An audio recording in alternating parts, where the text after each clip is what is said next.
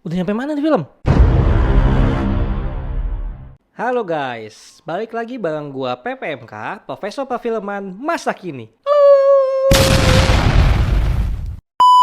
Di video kali ini kita akan bahas tuntas sebuah film dengan durasi yang menurutku lumayan panjang ya. Judulnya adalah Killers of the Flower Moon.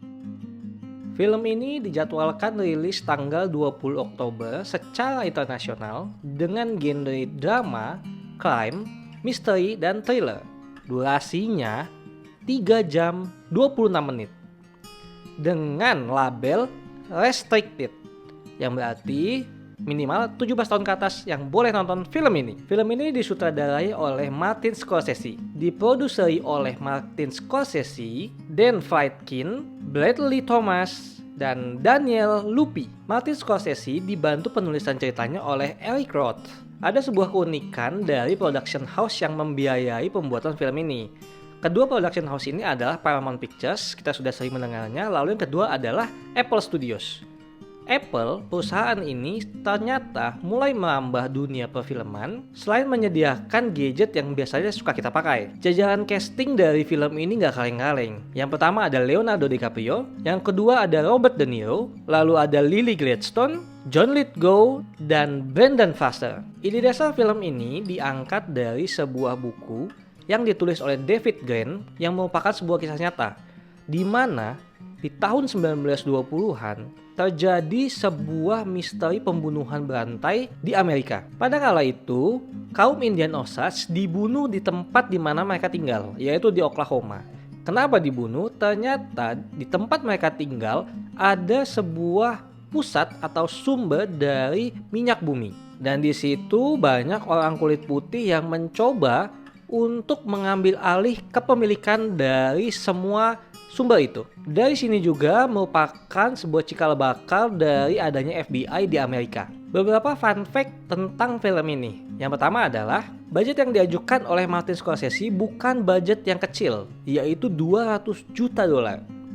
Itu kayaknya kalau untuk beli kacang atom, kayaknya satu Jakarta kerendam deh. Sebelum kalian memutuskan untuk menonton film ini, gue akan ceritakan sedikit latar belakang dari kejadian ini. Kejadian pembunuhan ini mulai terjadi di tahun 1910-an hingga 1930 dengan jumlah korban sekitar 60 orang.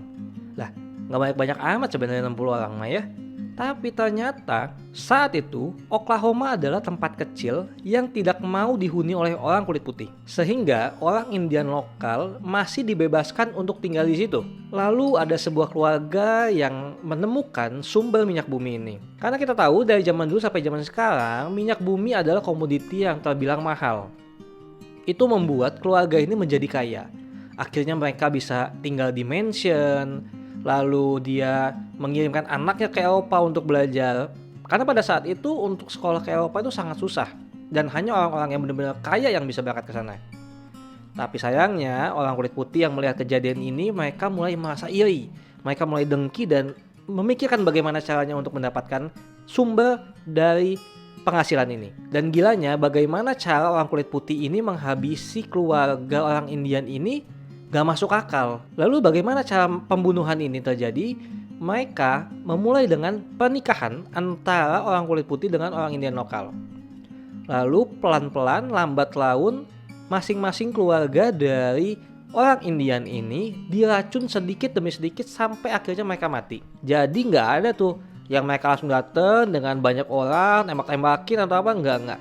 Mereka menggunakan cara yang lebih halus. Dan kasus ini tidak hanya melibatkan orang atau pelakunya saja. Kasus ini sampai menyeret orang pemerintahan. Menurut gue cara mereka ini benar-benar di luar akal sehat. Karena apa? Mereka bisa memikirkan begitu detail dan juga mereka tuh nggak langsung hajar-hajar aja. Mereka memikirkan bagaimana supaya mereka mendapatkan tanpa adanya gangguan atau tanpa adanya kecurigaan dari pihak manapun. Pengembangan film ini sudah berjalan 6 tahun sejak 2017. Terus kenapa ya baru dikeluarin sekarang? Ternyata Scorsese dengan kepintarannya dia menunggu untuk waktu yang tepat agar menang Oscar. Jadi film ini sebenarnya film yang Oscar banget nih. Biasanya kalau film Oscar begini dengan full drama. Nggak ada action yang kayak kalian pengen nonton di superhero, nggak ada. Ini benar-benar drama full dari awal sampai akhir. Ya mungkin ada dari beberapa kalian yang setengah jam, 1 jam udah mulai capek banget sih. Karena hampir 3,5 jam untuk nonton sebuah film ini sebuah effort yang sangat besar banget menurut gue. Dan kocaknya, gaji Leonardo DiCaprio ini gila banget sih. Dia mendapat 30 juta dolar, setara dengan 15% dari budgetnya. Itu kalau kita sekali kerja dapat 30 juta dolar, udah lu gak usah kerja lagi 3 tahun. Masukin uang ke deposito, muter dah tuh bunganya untuk ngasih makan kita setiap hari. Wah parah nih profesor nih, spoiler malah nih. Bukan, gue bukan spoiler. Tapi memang ini ada bukunya dan kalian bisa baca sendiri kalau nemu. Mungkin bisa beli secara digital. Jadi ini bukan spoiler, tapi ini hanya gambaran untuk kalian mau memutuskan mau nonton atau enggak nih film. Sekian video kali ini. Buat kalian yang punya fakta menarik atau mau request film apa nih yang akan dibahas, kalian bisa tulis di kolom komentar. Jangan lupa untuk follow akun TikTok dan Instagram dari Movie Grinder dan juga subscribe YouTube channelnya @moviegrinder. Like dan share video ini ke teman kalian dan keluarga kalian kalau kalian merasa video ini membantu. Terima kasih sudah menonton, sampai bertemu di video berikutnya. Bye!